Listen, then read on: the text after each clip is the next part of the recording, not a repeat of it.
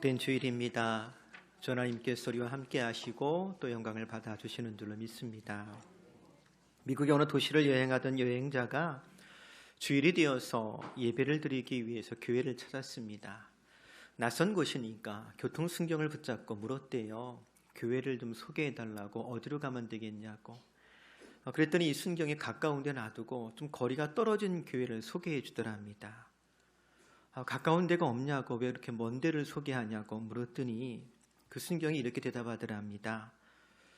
예배를 드리고 나오는 사람들의 표정을 보니까 이 근처에 있는 교회 교인들보다는 그 교회에서 나오는 교인들 표정이 훨씬 더 밝고 기쁘고 행복해 보이더라고. 나는 불신자인데 아무래도 그 교회가 더 좋은 교회 같아 보여가지고 거리는 떨어졌어도 그 교회 소개했노라고 이렇게 대꾸를 하더래요. 글쎄, 우리 주변에 비교할 만한 교회가 있는 것은 아니겠지만 또 꼭 비교할 것도 아니겠습니다만, 오늘 이 예배를 마치고 예배당을 나갈 때 저와 여러분, 세상의 모든 걱정과 근심은 십자가 앞에 다 내려놓고 하나님이 허락하신 힘과 능력이 충만하여서 여러분들의 얼굴이 세상 그 누구보다도 밝고 환한 얼굴이 될 수 있기를 주의 이름으로 축복합니다.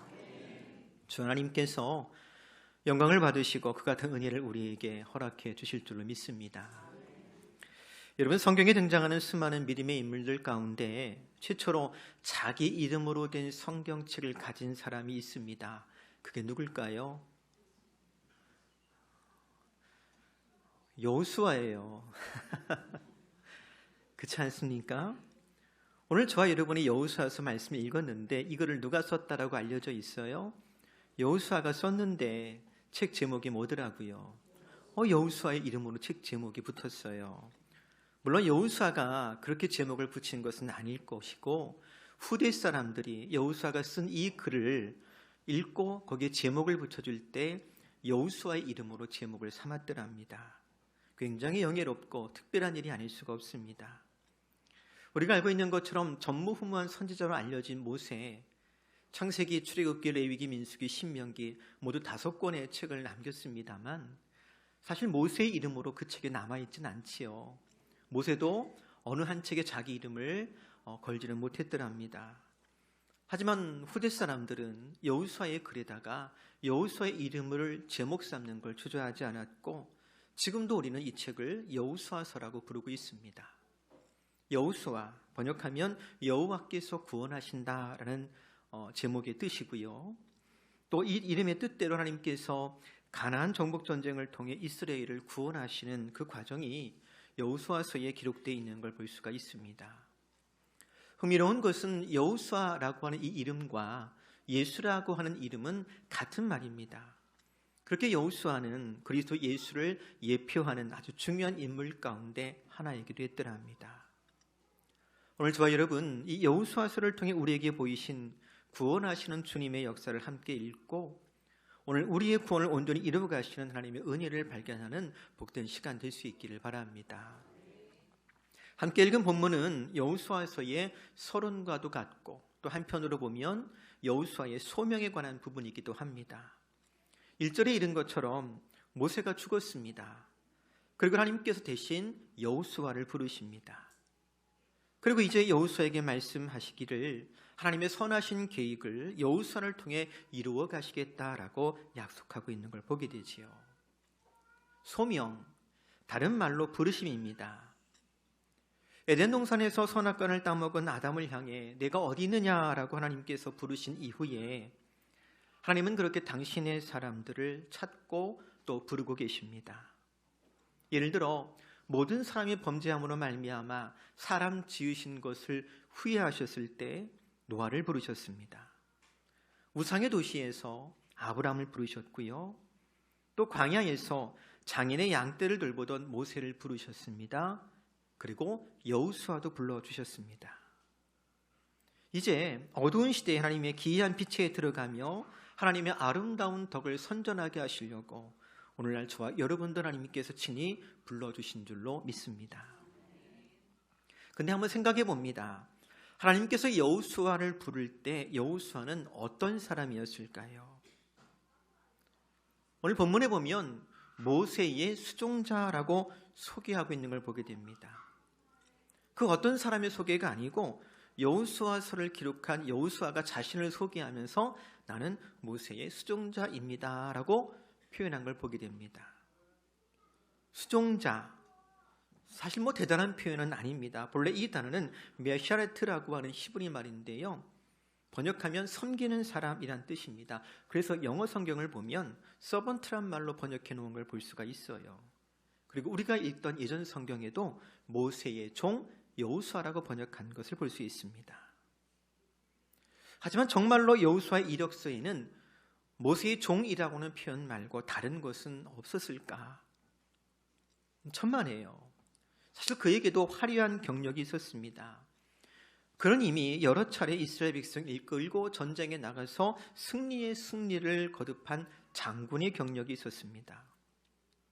또 그 이전에 그는 이스라엘 12지파 가운데 한 사람씩 12명의 가나안 땅을 정탐했을 때 에브라임 지파를 대표하던 사람이기도 했습니다. 즉 그는 한 지파를 대표하는 중요한 인물이었던 것입니다. 그런데도 여호수아가 자기를 소개할 때 이스라엘 장군 눈의 아들 여호수아 혹은 에브라임 지파를 대표하는 사람 눈의 아들 여호수아 이런 식으로 자신을 기록하지 않고 모세의 수종자 눈의 아들 여호수아라고 기록한 이유는 무엇일까요? 사실 이것이 여호수아가 가지고 있었던 자기 정체성이었기 때문입니다. 즉 그는 섬기는 사람이었습니다. 아니, 그는 그렇게 섬기는 사람으로 살기를 원했던 것입니다. 생각해 보세요. 우리가 여호수아서 읽으면서 책의 이름도 여호수아예요. 그리고 모세를 대신하여 여호수아가 이스라엘 백성의 지도자가 되었습니다. 그리고 실제로 그는 훌륭하게 가나안 정복 전쟁을 이끌어 승리하는 삶을 살았더랍니다. 그러니 여호수아를 주인공으로 혹은 위대한 지도자로도 바라볼 수가 있을 겁니다. 하지만 실제로 여호수아는 그 자신을 어떻게 생각하고 있었느냐? 나는 섬기는 사람입니다. 나는 하나님의 사람 모세가 살아있을 때는 모세를 섬기는 사람이었고 이제 하나님의 사람 모세가 죽은 이후에는 하나님을 섬기는 사람입니다 라고 그 자신의 정체성을 분명히 했던 것입니다. 그도 그럴 것이 2절에 보면 이런 말씀이 있어요. 내 종 모세가 죽었으니 하나님께서 모세를 가리켜 뭐라고 부르십니까? 종이랍니다. 전에도 없었고 후에도 없었던 위대한 선지자 모세를 가리켜 하나님께서 종이라고 부르셨습니다. 하나님과 친구처럼 대화하던 사람이었고 능력을 행하던 그였음에도 불구하고 하나님께서 종이라고 부르는데 모세가 하나님의 종이라면 여호수아는 감히 하나님의 종이라고 불리는 것조차도 감당하지 못했을 것 같아요. 그래서 그는 자신을 소개할 때 나는 하나님의 종이었던 모세를 섬기는 사람 눈의 아들 여호수아입니다 라고 고백했던 것입니다. 우리는 이 같은 여호수아의 자세를 인간의 몸을 입고 이 땅에 오신 예수님을 통해서 발견합니다. 우리가 잘 알고 있는 것처럼 별을 보고 동방에서 찾아온 박사들이 예루살렘 왕궁에 들어가서 묻지 않습니까? 유대인의 왕으로 나시니가 어디 있느냐? 하지만 정작 높고 높은 보좌를 떠나 이 낮고 낮은 땅에 오신 예수님은 초라하다 못해 외면받고 거절당하고 마치 버림받은 것처럼 구유에 누우셨더랍니다. 그래서 빌립보서 2장 7절에 보면 이렇게 이르지요. 같이 읽어볼까요? 그는 근본 하나님의 본체시나 하나님과 동등됨을 취할 것으로 여기지 아니하시고 오히려 자기를 비워 종의 형체를 가지사 사람들과 같이 되셨고 자기를 비워 종이 되신 예수 그리스도 그리고 예수께서 죽기까지 복종하셨더니 하나님은 예수 그리스도를 모든 이름 위에 뛰어난 이름이 되게 하셨고 하늘에 있는 자들과 땅에 있는 자들과 땅 아래에 있는 자들로 모든 무릎을 예수의 이름에 꿇게 하신 줄로 믿습니다. 사랑하는 성도 여러분, 우리도 나의 정체성을 분명히 할 수 있기를 바랍니다. 근데 여러분 이 정체성이라고 하는 것 사실은요 항상 관계를 통해서 정의되게 되어 있습니다. 예를 들어서 저는 남편입니다.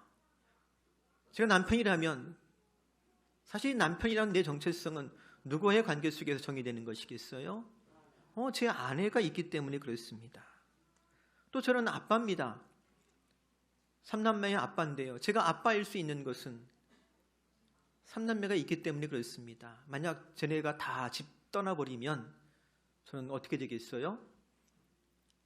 그냥 빈집 지키는 사람이겠죠. 저는 목사입니다. 왜 제가 목사겠습니까? 여러분이 있기 때문에 목사인 거예요.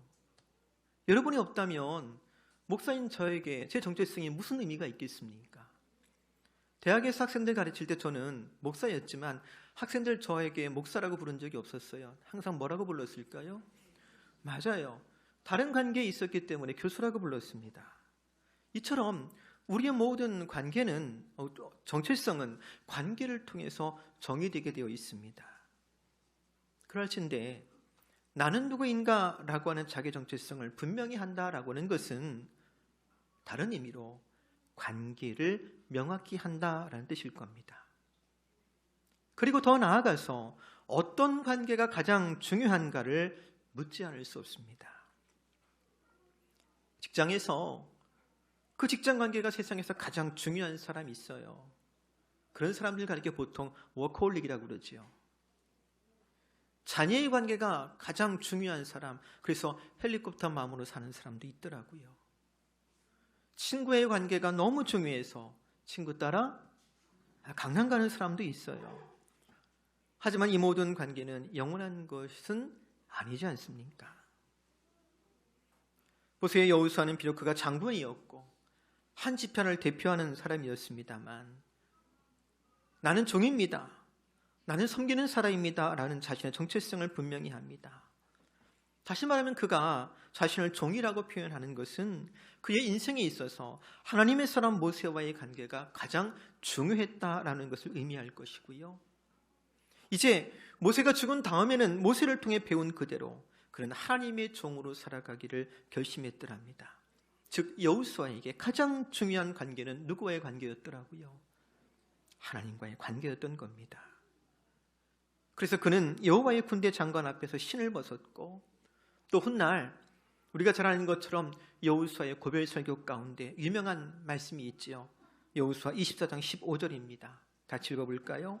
오직 나와 내 집은 여호와를 섬기겠노라 하니. 이것이 여호수아의 자기 정체성을 정의하는 가장 중요한 관계였던 겁니다. 설교를 준비하면서 수년 전에 스크립했던 신문기사 하나를 좀 꺼내봤습니다. 이 사람에 관한 기사인데요. 이 사진에 보이는 분 누군지 혹시 기억하십니까? 지난해 12월에 고인되신 분인데요. 지미 카터 미국 전 대통령입니다. 10년 전이에요. 이분이 90세가 되었을 때 기자들 불러서 인터뷰한 기사가 있었습니다. 미국 역사상 가장 오래 산 대통령으로도 기록되어져 있고 또 퇴임 이후에 여러 가지 좋은 활동을 통해서 노벨 평화상을 수상한 경력도 있습니다. 근데 그가 90세 되었을 때 기자들 앞에서 인터뷰했던 기사 가운데 기사가 이렇게 적혀 있었어요. 그는 이제 남은 생명은 내가 섬기는 하나님의 손에 달려 있다고 담담히 털어놓았다. 이래서 담담히 죽음을 맞을 준비를 하는 그를 두고 워싱턴 포스트는 품위 있는 전직 대통령의 귀감이라며 찬사를 보냈다.